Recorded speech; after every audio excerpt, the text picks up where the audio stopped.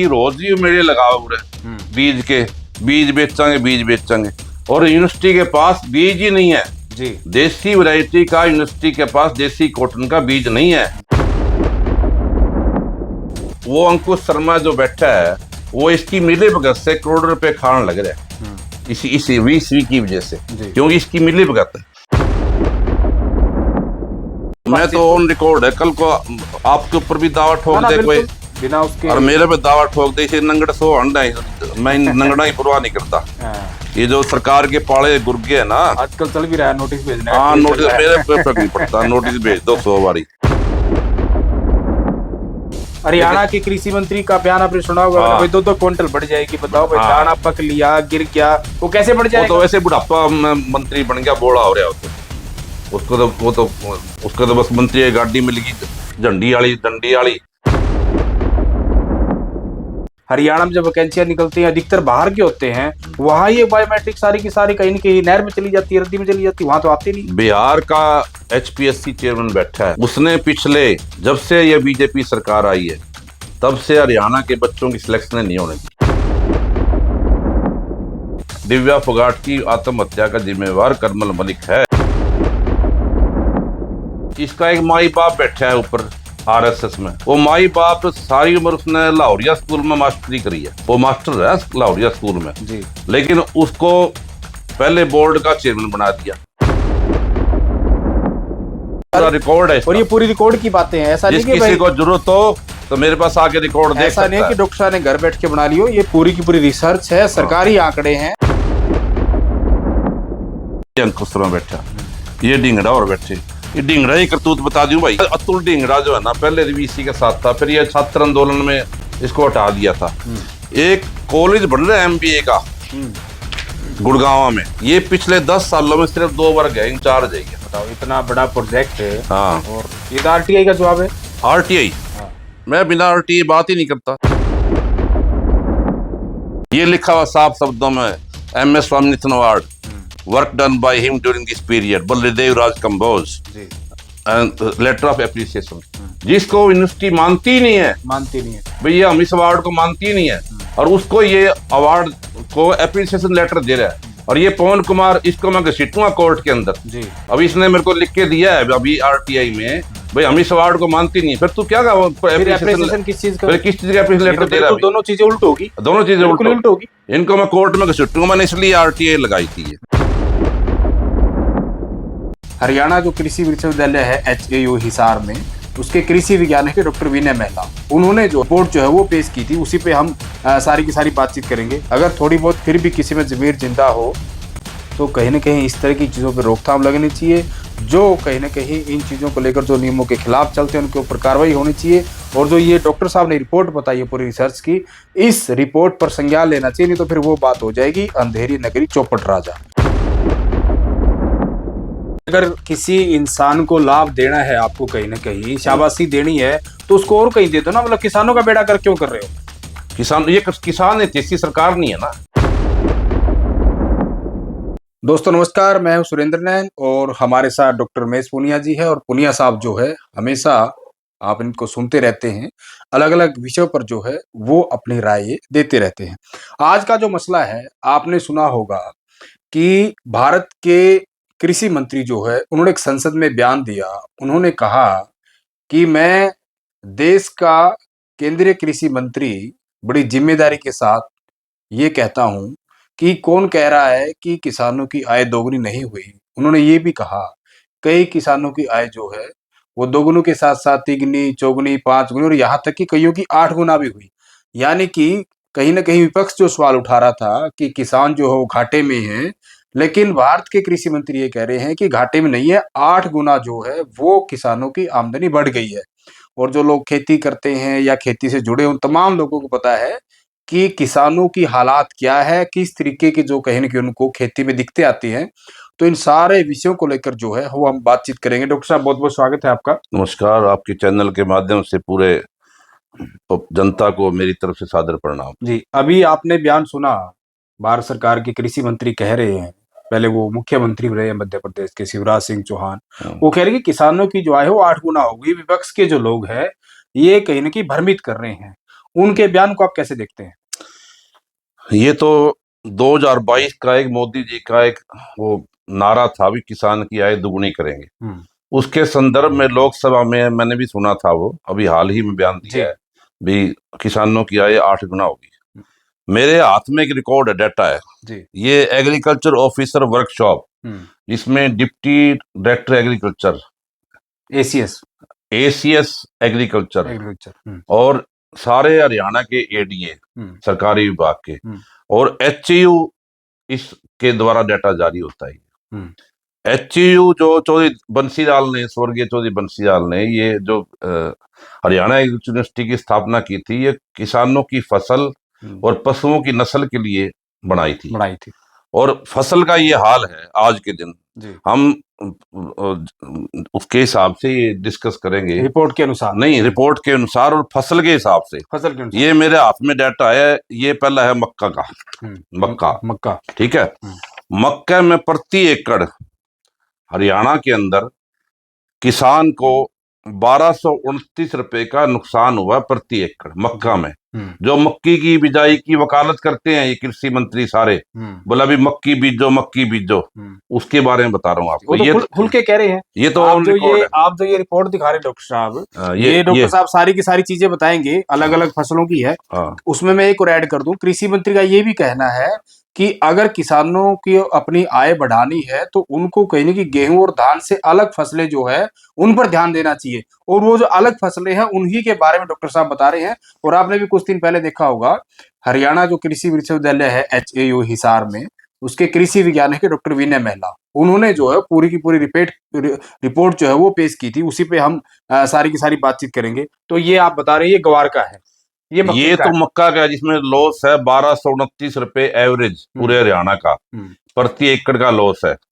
ये आ गया गवार। गवार में बचे हैं एक किसान को 577 रुपए पर एकड़, 577 रुपए पर एकड़ बचे हैं, बचत है 577 रुपए, कुछ भी नहीं है। हाँ, फिर तीसरा आ गया धान सरकारी, जो धान कहते हैं भी बड़े फ्रूटफुल है जी, और खास तौर पे करनाल और यमुनानगर जो हब है उसके बारे में बता देता हूं आपको। धान पीआर सरकारी खरीद, ये डाटा है, ये डाटा सर, धान पीआर सरकारी खरीद सरकारी डाटा है ये जी। इसमें करनाल के अंदर तो नुकसान हुआ है प्रति एकड़ 4,285 रुपए का पर एक किसान को, और यमुनानगर जो बिल्कुल हब है पैडी का, उसमें नुकसान हुआ है पीआर सरकारी में 4,880 रुपए प्रति एकड़, प्रति एकड़ 5,000 रुपए हो गया। और ये एमएसपी पे खरीद हुई, जब उनके बारे में है ये हालात तो तब है जब एमएसपी खरीद हुई। हाँ, बावजूद। अब हम आएंगे जो हम जिस जिले में हम बैठे हैं, हिसार, रेवाड़ी से लेकर सिरसा तक, जहाँ अधिकतर किसान जो है ना इसकी कपास की खेती करते हैं, सारा कॉटन बेल्ट है, सारा कॉटन बेल्ट है। और अब उसके बारे में मैं आपको बता देना चाहता हूँ जी। उसके बारे में मेरे पास सभी जिलों का डाटा है, ठीक है। सभी जिलों में आप सबसे पहले आ जाओ भिवानी जी। भिवानी के अंदर प्रति एकड़ का नुकसान है 14,852 रुपए का पर किले में, पर एकड़ का नुकसान है किसान को 14,852। हाँ, यानी कि 15,000 रुपए मोटे मोटे। हाँ, उसके बाद हिसार जहां हम बैठे हैं वहां प्रति एकड़ पर एक किसान को 17,515 रुपए का नुकसान है। 17,500 रुपए हो गया। हाँ, 17,500 रुपए नुकसान है। कृषि मंत्री करे 8 गुना हो गया। यही तो जवाब दे रहे हैं। हाँ। ये डाटा उसी का है जो नकली स्वामीनाथन अवार्ड ले बैठा है वाइस चांसलर कंबोज का, यूनिवर्सिटी के, इनको तो कई अवार्ड मिले हुए। हाँ, तो अभी उसके बारे में डिटेल से बात करेंगे। पहले इनका कृषि मंत्री का जवाब दे लें पहले, ठीक है। सिरसा में नुकसान है 11,250 रुपए प्रति एकड़। ये जिले हो गए भिवानी, हिसार, सिरसा, जहां सबसे ज्यादा नुकसान है हिसार के अंदर 17,500 रुपए का। उसके बाद आ जाओ महेंद्रगढ़ जी। महेंद्रगढ़ में नुकसान है प्रति एकड़ 14,144 रुपए का प्रति एकड़, 14,000। फिर चरखी दादरी, वहां नुकसान है 15,276 रुपए का प्रति एकड़। और लास्ट है रिवाड़ी से सिरसा तक ये पूरी क्रॉप बेल्ट। वो राजस्थान से लगते हैं सारे जितने भी जिले हैं, वहां नुकसान है 9,548 रुपए का। तो ये मैंने आपको मोटा मोटी एवरेज 15,000 रुपए प्रति एकड़ जो कपास के किसानों को नुकसान हुआ है। हाँ, नुकसान हुआ है। और उसके लिए कौन जिम्मेवार है? उसके लिए जिम्मेवार है जो ये यहाँ जो हमने यूनिवर्सिटी जो क्या नाम है ये HU जो है, इसमें जो बैठे हैं ना जी, क्रॉप कॉटन सेक्शन की जिम्मेवारी इस टाइम हरियाणा के अंदर 2 कॉटन सेक्शन है, एक हिसार में है और एक है सिरसा में। जो सिरसा वाला है उसका नाम है रिसर्च स्टेशन सिरसा, जो सिर्फ कॉटन के लिए है।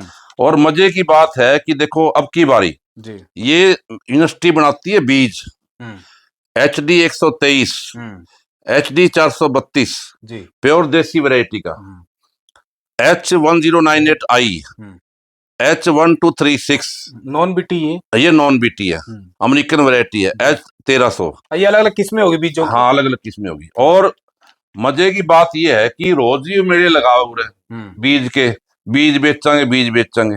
और यूनिवर्सिटी के पास बीज ही नहीं है जी, देसी वैरायटी का, यूनिवर्सिटी के पास देसी कॉटन का बीज नहीं है।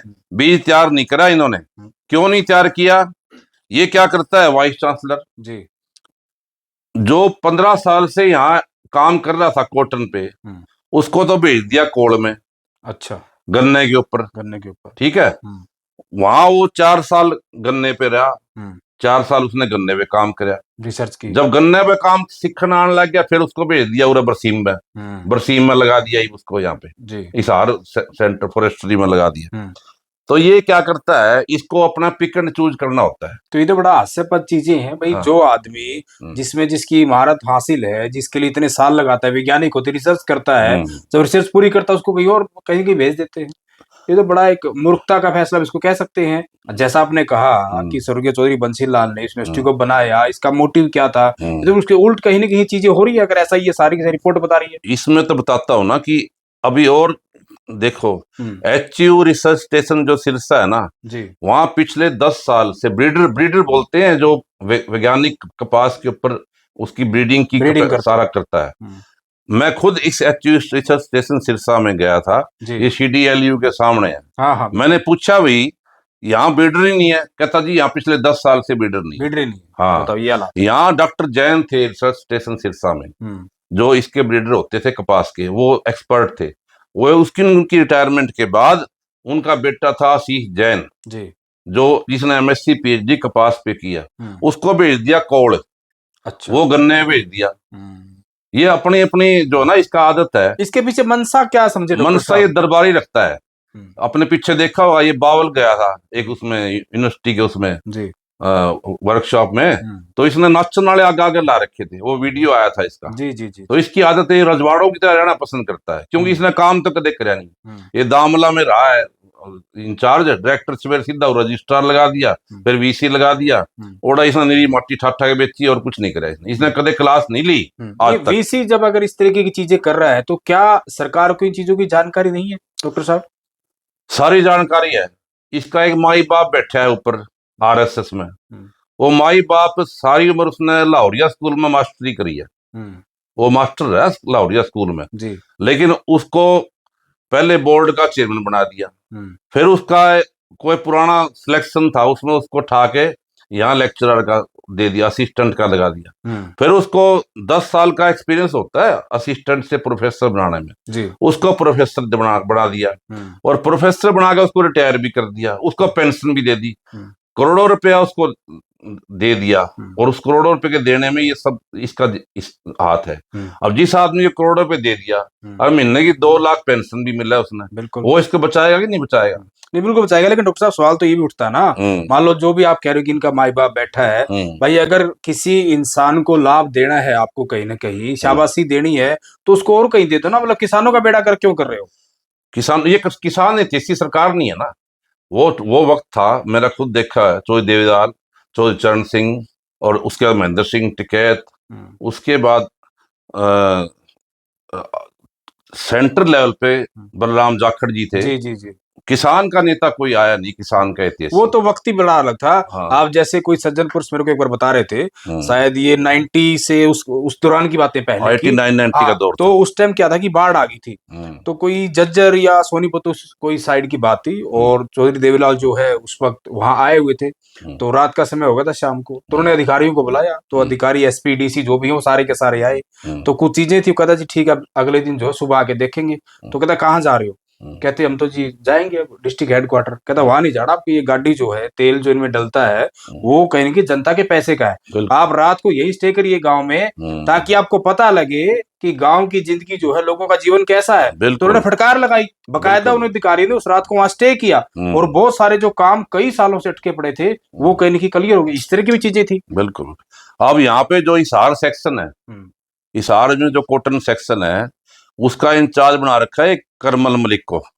वो इसका दरबारी है, क्योंकि अपने आसपास दरबारी रखता है। पिछले दिनों जो वीसी दरबारी रखता है अपने आसपास, जैसे अकबर और रखा है दरबारी, ये दरबारी रखता है अपने साथ। तो राजशाही का दौर थोड़ा आज के टाइम राजशाही है, जब सरेआम राजशाही यहाँ दिखने लग रहा है।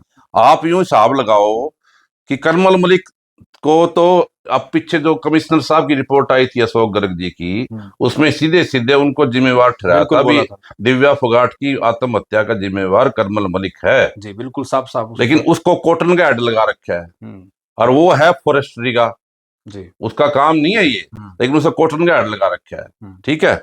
और यहाँ पे जो सीनियर रिसर्च फेलोशिप बच्चे लगा रखे थे 3-4, उनको भी हटा दिया। अभी अपने नए भर्ती करेंगे।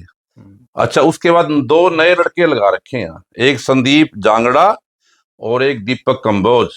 उनको नहीं आंदी एबीसी भी।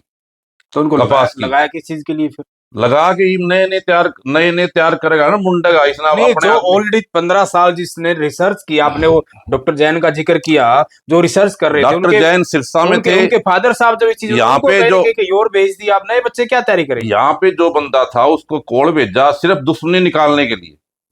किसानों को तो सत्यानाश हो रहा है ना।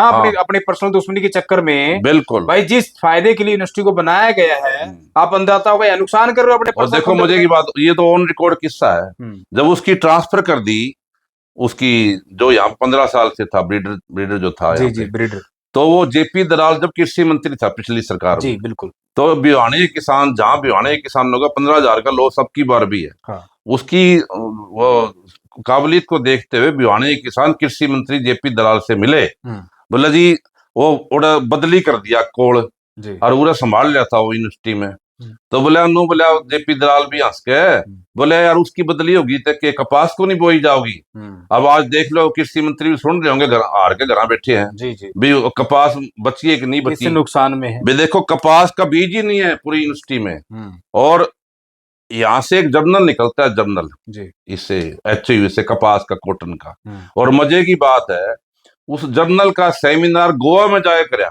वो क्या उचित पिछले साल गोवा में 5 स्टार में ये गया, और वहां सारे इसने बुलाए, ये करमल मलिक और सारे वहां इसने ऐशो राम।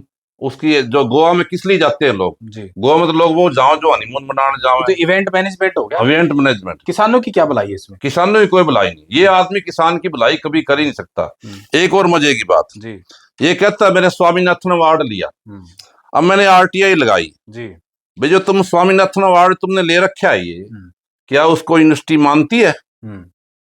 यूनिवर्सिटी ने बयान दिया है हमारी तरफ से, इसकी कोई RTI आपने लगाई, उसका जवाब है ये जवाब है। बताओ दर्शकों को क्या ये लिखा है, ये मैंने लिखा था, please supply the records under which doctor MS Swaminathan award conferred by agri meet foundation is recognised approved by CCSHAU Hisar. इन्होंने लिखा requesting information is please be treated as nil. भाई हम इसको नहीं मानते। हाँ, लेकिन खारिज कर रहे हैं। लेकिन एक और मजे की बात आपको बताता हूँ, स्वामीनाथन अवार्ड की बता रहा हूँ। काफी रिकॉर्ड लेके बैठे हो आप। अरे अवार्ड रिकॉर्ड तो फिर क्या करा, ये किसानों का नुकसान हो रहा है, कुछ तो करना पड़ेगा, कोई तो बोलेगा। अब ना तो नेता विपक्ष बोलता है, ना मौजूदा सांसद बोलता है यहाँ पे, ना कोई मंत्री MLA बोलता है, फिर करांगे कुछ तो करना पड़ेगा।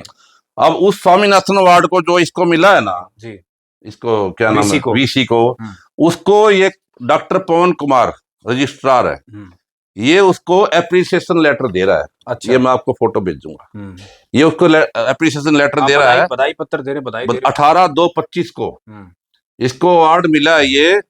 और उसमें क्या नाम है, 23 में जी।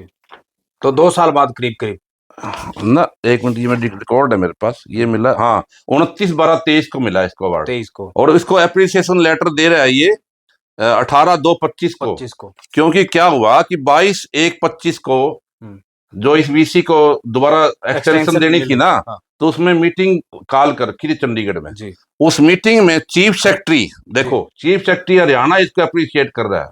ये लिखा हुआ साफ शब्दों में, MS Swaminathan award, work done by him during this period, Baldev Raj Kamboj, letter of appreciation. जिसको यूनिवर्सिटी मानती नहीं है भैया, हम इस अवार्ड को मानती नहीं है, और उसको ये अवार्ड को एप्रिसिएशन लेटर दे रहा है। और ये पवन कुमार, इसको मैं घसीटूंगा कोर्ट के अंदर जी। अब इसने मेरे को लिख के दिया है अभी RTI में, भाई हम इस अवार्ड को मानती नहीं है। फिर तू क्या एप्रिसिएशन किस चीज का, किस चीज का एप्रिसिएशन लेटर दे रहा है? दोनों चीजें उल्ट होगी, दोनों चीजें उल्ट होगी। इनको मैं कोर्ट में घसीटूंगा, मैंने इसलिए RTI लगाई थी ये, ताकि इनको पता लगे तुम्हारी औकात क्या है। अच्छा, दूसरी बात जी। अब उसमें उसकी बात बता दूं मैं, स्वामीनाथन अवार्ड की। एक यहाँ प्रोफेसर थी डॉक्टर विमलेंद्रा कुमारी जी। उसी दिन उस अवार्ड को इसको भी मिला, विमलेंद्रा कुमारी को उसी दिन इस कंबोज को मिला, दोनों के एक साथ।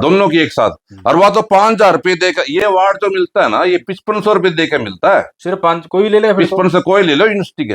और दोबारा लेके आई वो 6/2/2024 में, वह 2 अवार्ड ले आई जी। वह 2 अवार्ड ले आई, तो यूं तो VC लगाया होता, गवर्नर लगनी चाहिए बेचारी, फिर बिल्कुल डबल होगी, इससे तो डबल होगी जिस हिसाब से इनकी, अगर यही क्वालिफिकेशन होती डबल होगी, फिर वह डबल होगी। लेकिन उसको कुछ नहीं मिला, विमलेंद्रा कुमारी को कुछ नहीं मिला। ये विमलेंद्रा कुमारी का मेरे पास चिट्ठा है जी, बिल्कुल आपके। और जिसने इसने अवार्ड जो इसने लिया है, जो इसने क्या नाम है, वाइस चांसलर ने, ये जो अंकुश शर्मा नाम का एक शख्स है, जो भी ये अवार्ड इसने इसको दिया था ना, ये प्राइवेट संस्था है ये जी। तो इसने क्या किया, इसने इस अवार्ड के लिए इसने इस अंकुश शर्मा को यहीं बुलाया जी, यूनिवर्सिटी में। और इसने अपने साथ, ये देखो जी, ये मैं आपको फोटो दूंगा। हाँ, ये देखो, बिल्कुल ये अंकुश शर्मा, इसे दे भी रहे हैं, ये अंकुश शर्मा दे रहा है ना अवार्ड इसको। ये अतुल ढींगरा खड़ा है, ठीक है। ये एक वो रिटायर हो गया, वो खड़ा है। और इसने क्या किया, इसने सारे ये अपने डूआर इकट्ठे कर लिए, और बकायदा वो करने के लिए जी। ये देखो सारे इसने ये दिखा रखा है। और ये बैठे, ये अंकुश शर्मा बैठा, ये अंकुश शर्मा बैठा, ये ढींगड़ा और बैठे। ये ढींगड़ा ही करतूत बता दूं भाई जी। ये ढींगड़ा, अतुल ढींगड़ा जो है ना, पहले VC के साथ था, फिर ये छात्र आंदोलन में इसको हटा दिया था। एक कॉलेज बन रहा है MBA का गुड़गांव में जी, पिछले 10 सालों से, KP सिंह के टाइम से बन रहा है। और उस कॉलेज के अंदर सरकारी बिल्डिंग सरकारी बिल्डिंग जी। और उस कॉलेज में जो है ना 45 करोड़ का सैंक्शन हुआ था जी, उस कॉलेज के लिए। 45 करोड़ में बिल्डिंग तैयार होनी थी। और उसका इंचार्ज कौन था, ये अतुल ढींगड़ा था। हाँ, ठीक है।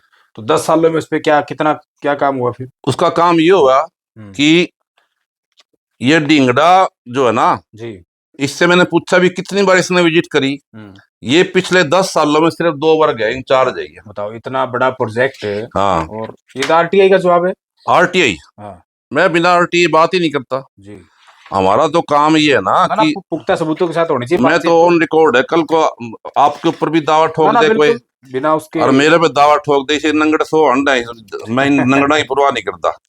ये जो सरकार के पाले गुर्गे है ना, आजकल चल भी रहा है नोटिस भेजना। हाँ, नोटिस मेरे पे फर्क नहीं पड़ता, नोटिस भेज दो 100 बारी। मैं तो ऑन रिकॉर्ड ले रहा हूँ इसकी डिटेल जी।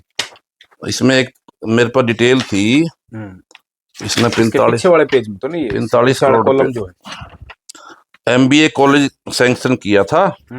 और गुड़गांव में और पिछले 10 सालों से बन रहा है वो जी।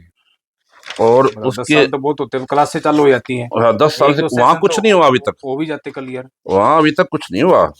और ढींगड़ा ने क्या किया, पूरे 10 सालों में सिर्फ 2 बार गया। ये रहा इसमें लिखा हुआ। मैंने इससे पूछा भी इस कॉलेज का 10 साल से बन रहा है, 45 करोड़ सरकार का लगा दिया आपने, उसमें क्या हुआ? इसमें लिखा है sanction cost versus actually expenditure till now. Sanction cost है 45 करोड़ 54 लाख और expenditure cost till now 43 crore 99 lakh और इतने रुपए हो गए 79,555 और अभी 95% वर्क कंप्लीट हुआ है और ये आर्बिट्रेशन में चला गया। ऐसे ही इसने क्या कर रखा है, यहाँ एक ऑर्गेनिक फार्म हाउस है जी, उसमें करोड़ रुपए दे दिए, वो फिर अपने आर्बिट्रेशन में चला गया। एक बायोगैस प्लांट है वो करोड़ रुपए दे दिए, वो एक ठेकेदारी भाग गया था। हाँ वही उन्हीं की बात कर रहा हूँ। और अब एक इसने टूरिज्म का लगाया। टूरिज्म में जब इसने एक्सटेंशन लेनी थी ना, चीफ सेक्रेटरी को बुलाया, फिर सीएम साहब को बुलाया, वो नुआ पड़ा है, उस पर कोई आज तक डेवलप नहीं हुआ। ये जो फोटो मैंने आपको दिखाई है, हाँ। ये आपने देख ली होगी। बिल्कुल बिल्कुल, ये अंकुश शर्मा की, दर्शकों को भी दिखाएंगे। और ये क्या करता है, जो बच्चे है ना, बच्चे बेचारों ने क्या किया, सोचा भी वीसी इसने मान लेगा इस अवार्ड ने, बच्चों ने भी 5-5 हजार दे दिए इसको। लेकिन वो जब यूनिवर्सिटी ने लिख के दे दिया भी हम इसकी मानता ही नहीं करते, तो फिर वो किसी भी काम की नहीं है, वो एक गाजर चिट्ठा है। और वो अंकुश शर्मा जो बैठा है, वो इसकी मिली भगत से करोड़ रुपए खाने लग रहा है इसी वीसी की वजह से, क्योंकि इसकी मिली भगत है। मैंने पूछा भी इसके कोठी पे कितना काम करते हैं, तो इसने जवाब दिया है सिर्फ एक जो है ना, एक स्वीपर काम करता है जी। एक भला हो सकता है भी इसकी कोठी पे एक के स्वीपर हो, ऐसा पॉसिबल ही नहीं है। इसने लिख के इसने दिया मुझे रजिस्ट्रार ने भी इसकी कोठी पे, और जब वो डिटेल आओगी ना, मैं इन्हें सारा डिटेल दूंगा, फिर इन्हें पता लगा। इसने लिख के दिया ऑन रिकॉर्ड कितने लोग वहां काम करते, मतलब सिर्फ एक स्वीपर करता है बोला मेरे पास काम। और इसकी घरवाली डायरेक्टर कैंपस स्कूल तो आपने पता ही है, मैंने विजिलेंस में लगा रखी है वो इसके खिलाफ, इसकी घरवाली के खिलाफ, लेकिन ये एसपी ने अभी तक कुछ दिया नहीं। और अब कोटन की जहां तक बात है ना, एक जल शक्ति वार्ड लिया है इसने, पिछले दिनों काफी ऐड की थी, काफी चला था, छपा था। हाँ, वो जल शक्ति वार्ड की कहानी बता देता हूँ। जल शक्ति वार्ड ये सेंट्रल गवर्नमेंट का है, और उसमें क्या था, जल शक्ति वार्ड में उसमें ये था भी जो कॉटन का एरिया था ना, वो 1 lakh square Hector area cotton को उसमें मतलब बिजाई करानी थी जी। राइस ना लोग लगाए, धान ना लगे, ताकि 400 पानी की बचत हो। हाँ, उसकी वजह से 5,000 मीट्रिक टन प्रति जो है ना हेक्टेयर वो हो जाए, बचत हो जाए। लेकिन इसने जो है ना सिर्फ झूठा वार्ड ले लिया और 2 को मिला वो वार्ड। अब इसके वास्ते बीज ही नहीं है इसका तो कॉटन का, कैसे होगी फिर? ये बिजाई किसी करा था ये। अच्छा, एक मैंने इससे पूछा इससे यूनिवर्सिटी वालों से भी, ये जितने भी हमारे यहाँ बीज के सेंटर है ना, आसपास जितने प्राइवेट बीज सेंटर है, वो इसको सरकारी मतलब इसको बुलाते हैं सम्मानित करने के लिए, मतलब वो क्योंकि उन्होंने दुकान खोल रखी है अपनी, उन्होंने अपनी दुकान चलानी है, और ये इसकी मिली भगत है। जैसे अब यहाँ कॉटन का देसी बीज नहीं है, लेकिन प्राइवेट वालों में सब पे देसी बीज है। हाँ। इसके पास नहीं, क्योंकि किसान को पास को मिलेगा सरकारी से तो कम रेट में मिलेगा, और बाहर महंगा बिकेगा। इसकी जानबूझ के मिली भगत। मैंने पूछा भी, आज तक वाइस चांसलर जितने भी सरकारी एज बतौर वाइस चांसलर किसी के उसमें गया है, मतलब समारोह में, तो उसको क्या क्या गिफ्ट मिले हैं, उन गिफ्ट की डिटेल दो मेरे। अच्छा। ये कहते हैं गिफ्ट की डिटेल हमारे पास है नहीं, मेरे पास डिटेल है इसकी, हाँ, डिटेल भी है नहीं। हाँ। हमारे पास कोई डिटेल नहीं है। ये चांदी की रथ ले आता है, सोने की ले आवा है, सिक्के ले आवा है, सारे काम करा है। अब इसके पास कोई रिकॉर्ड नहीं है, ये बतौर वाइस चांसलर जाता है उनके पास, सरकारी प्रोटोकॉल है। हाँ? अब मोदी जी तो अपने जो गिफ्ट आओ उसकी नीलामी भी करा है, और यो शेर का बच्चा अपना घर ले जाए जी। तो इसका कोई रखवाड़ा नहीं, क्योंकि जो वहां बैठा है ऊपर एक मास्टर, वो मास्टर ने इसको बचा रखा है, और आरटीआई का इंफॉर्मेशन कमिश्नर भी वही है जी। अब जैसे मेरे को इन्होंने कोई रिकॉर्ड नहीं दिया, तो मैंने फर्स्ट अपील करूंगा, फिर सेकंड अपील करूंगा, आखिर में उस दौड़ जानी वो काट देगा। जैसे इसकी घरवाली है जी, अब इसकी घरवाली के खिलाफ मैंने लगा रखा है HRA वाला, गबन कर रखा है लाखों रुपए का उसने, वो अगस्त में रिटायर होगी। अब मैंने डिटेल मांगी थी, इन्होंने दी नहीं जी, ताकि चाहते हैं अगस्त तक रिटायरमेंट तक उसका सारे बेनिफिट ले जाओ, तो फिर उसका फिर कुछ कोई बिगाड़ नहीं सकता। ठीक बात है डॉक्टर साहब, मनसा ही है। आपने बीज का तो बताया बीज की क्या हालत है, किसानों नहीं मिल रहा। जो अपने HU की हजारों एकड़ लैंड है, और इसमें जो खेती होती है उसका भी कोई डाटा आप निकाल के लाओ ना भाई, ताकि किसानों को, हरियाणा के लोगों को पता लगे कि भाई यूनिवर्सिटी में कहीं ना कहीं जो एक पैदावार तैयार की जाती है अलग अलग सीजन के हिसाब से, उसमें कितनी आमदनी कहीं ना कहीं जनरेट होती है और कहाँ वो जाती है, उसका भी रिकॉर्ड होना चाहिए। ये देती नहीं रिकॉर्ड। अब मैंने इससे रिकॉर्ड मांगा था भी, तुम्हारा जो बोर्ड की मीटिंग होती है उसमें ये बताओ भी, जो तुमने प्रोसीडिंग लगाते हो तुम, उसमें क्या क्या प्रोसीडिंग हुई। तो ये कहते हैं हमारा सीक्रेट है, ये हम देंगे नहीं। तो ये जानबूझ के एजेंडा तो बताना होता है, एजेंडा तो बताना पड़ेगा, सरकारी एजेंडा है। हाँ। लेकिन नहीं बता रहे। भलाई तो किसानों की ना, किसानों के लिए कर रहे हो तो बताना किसानों के लिए कर रहे हैं। बाकायदा कैबिनेट मीटिंग होती है, एक मंत्री उसकी ब्रीफिंग करता है, हाँ ब्रीफिंग कि इन एजेंडे लेकिन ये किसी को कुछ नहीं देता, क्योंकि इसने अपने पास ऐसे प्रोफेसरों की, दरबारियों की फौज खड़ी कर रखी है। अब मार्केटिंग, जैसे अब मैंने पहले बताया था आपको जी, जो डीपीआरओ का काम है वो एक प्रोफेसर संभाल रहा है यहाँ पे। उस प्रोफेसर का काम है पढ़ाना, लेकिन पढ़ाता नहीं है वो। वहाँ ये डीपीआरओ इसकी मार्केटिंग करता है। फलाने प्रेस वाले से मिल ले, उसने गिफ्ट दिया, उसका रेस्ट हाउस बुक कर दे, उस तरह यो कॉपी पेन दिया। चमचागिरी होगी, चमचागिरी के अलावा मोबिलाइज कर रहे हैं। वो बच्चों की पढ़ाई का काम है, बच्चों को पढ़ाना, वो अपना काम करें। माली का काम माली करेगा, जो अलग अलग बटा हुआ तो काम जिसके आपका ऊपर, जिसके ऊपर कहीं सिलेक्शन हुआ वही काम करना चाहिए। तो मेरी यही तो मैं कह रहा हूँ, इस किसान का भला कोई नहीं कर सकता। इसको तो बेचारे को भगवान ही इसका नहीं, बिल्कुल भगवान भी कई बार कहीं की मार है, और भगवान की मार भी। अब पीछे फ्लड आ गई थी, बाढ़ आई बहुत ज्यादा, और ये खड़ी फसल ओले गिर गए। हरियाणा के कृषि मंत्री का बयान आपने सुना होगा, भाई 2-2 क्विंटल बढ़ जाएगी। बताओ भाई, दाना पक लिया, गिर गया, वो कैसे बढ़ जाएगा? वो तो वैसे बुढ़ापा मंत्री बन गया, बोला हो रहा हो तो उसको तो बस मंत्री की गाड़ी मिल गई, डंडी वाली। और वैसे भी इस सरकार में जो मंत्री है वो कॉलोनाइजर वाला काम कर रहे हो। लेकिन डॉक्टर साहब इस तरह के बयान देना, मतलब ये वो कृषि मंत्री होते हुए मतलब किसानों के जख्मों में नमक छिड़कने वाली बात। बिल्कुल। एक तो किसान भी इतने परेशान बेचारे, इतना मेहनत करते हैं। और अब ये बायोमेट्रिक लगा दी, गेहूं की फसल बेचने के लिए, बिना काम परेशान करने के लिए, हर चीज को परेशान। अच्छा, इसमें एक बड़ी बात आपने बड़ा अच्छा ये टॉपिक छेड़ दिया। अभी इनका जो कहीं की सरकार जो कह रही है, अधिकारी जो कह रहे हैं कि बाहर के राज्यों से आकर कहीं की ना बेचे, उसकी कहीं की रोकथाम हो। पहले जो घोटाले हुए हैं धान के और भी बाजरे के, इस तरह की चीजें ना हो, इसलिए हमने किया है। लेकिन जो ये बाहर के लोग आके जॉब करते हैं, हरियाणा में जब वैकेंसियां निकलती हैं अधिकतर बाहर के होते हैं, वहां ये बायोमेट्रिक सारी की सारी कहीं कहीं नहर में चली जाती है, रद्दी में चली जाती है, वहां तो आती नहीं। बिहार का HPSC चेयरमैन बैठा है, उसने पिछले, जब से ये बीजेपी सरकार आई है तब से हरियाणा के बच्चों की सिलेक्शन नहीं होने दी जी।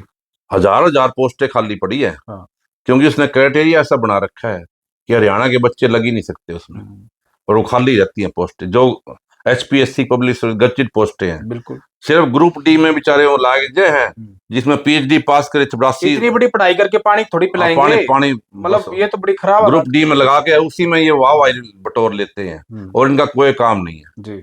तो ये नयन साहब, आप इस मुद्दे को उठाओ। ना बिल्कुल उठाएंगे, आपने काफी डिटेल में बताया। मैंने बताया कि अब कितनी आय बढ़ी है किसानों की, क्या असलियत बताइए। असलियत है, मतलब एक कहने की एक कृषि मंत्री, जिम्मेदार कृषि मंत्री खड़े होकर मतलब संसद में बयान देते हैं, और डॉक्टर साहब ने बताया, और वो रिपोर्ट भी आपको मेरे पास पूरा रिकॉर्ड है, और ये पूरी रिकॉर्ड की बातें हैं। ऐसा नहीं कि किसी को जरूरत हो तो मेरे पास आके रिकॉर्ड देख सकता है। ऐसा नहीं कि डॉक्टर साहब ने घर बैठ के बना लियो, ये पूरी की पूरी रिसर्च है, सरकारी आंकड़े हैं। तो वैसे तो क्या है कि सारे के सारे लोग जानते हैं, और जैसा मैंने शुरू में कहा, जो किसानी करते हैं या खेती से जुड़े उन सब लोगों को पता है। लेकिन दोस्तों साथियों, क्या है कि बड़ा ये कहने की विडंबना की बात है, ग्राउंड पे कुछ है और बताया कुछ जाता है। जो हम नेताओं को चुनकर भेजते हैं, चाहे हम विधानसभा भेजते हो या संसद भेजते हो, वहां पर जिम्मेदार नागरिक यानी कि जिम्मेदार एक मंत्री, चाहे देश के कृषि मंत्री शिवराज चौहान की बात करें, वो कह रहे हैं 8 गुना आय बढ़ गई। हालात जो डॉक्टर साहब ने बता दी, हालात क्या हो रखी है। वहीं हम प्रदेश की बात करें, हरियाणा के कृषि मंत्री कह रहे हैं कि फसल पर अगर बारिश होगी, ओले पड़ेंगे तो 2-2 क्विंटल जो है वो कहने की बढ़ जाएगी। मतलब इस तरह के मूर्खता भरे बयान, और VC साहब यहाँ क्या कर रहे हैं यूनिवर्सिटी में, वो तो सारा का सारा बता ही दिया। तो ये कहीं ना कहीं सरकार को अगर थोड़ी बहुत शर्म बची हो, या फिर थोड़ा बहुत आप किसानों का भला करना चाहते हो, क्योंकि देखिए अच्छे लोग भी होते हैं, जहां खराब लोग होते हैं वहां अच्छे लोग भी होते हैं। आफ्टर ऑल कहने की जो भी सरकारें बनती है, ध्येय तो एक ही होता है, वोट तो इसी नाम पे मांगे जाते हैं कि भला करेंगे, सबका भला करेंगे, सबको एक समान मान के चलेंगे। अगर थोड़ी बहुत फिर भी किसी में जमीर जिंदा हो तो कहीं न कहीं इस तरह की चीज़ों पे रोकथाम लगनी चाहिए। जो कहीं न कहीं इन चीज़ों को लेकर जो नियमों के खिलाफ चलते हैं, उनके ऊपर कार्रवाई होनी चाहिए। और जो ये डॉक्टर साहब ने रिपोर्ट बताई है पूरी रिसर्च की, इस रिपोर्ट पर संज्ञान लेना चाहिए, नहीं तो फिर वो बात हो जाएगी अंधेरी नगरी चौपट राजा। तो कहीं न कहीं इस कहावत को हरियाणा में कम से कम सिद्ध होने से बचाना चाहिए। अभी भी बहुत समय है, सरकार को जो है संज्ञान लेना चाहिए और बहुत सारे अच्छे लोग हैं जिनको आप बड़ी-बड़ी पोस्टों पे बिठा सकते हैं, दे सकते हैं। बाकी जो डॉक्टर साहब ने बताया है और जो ज़मीनी हकीकत है, आखिर सरकार जो बता रही है, कितना फ़र्क आप देख रहे हैं? आप भी खुलकर कमेंट करें और अगर ये वीडियो आपको अच्छी लगी हो, तो दबाकर शेयर भी करें।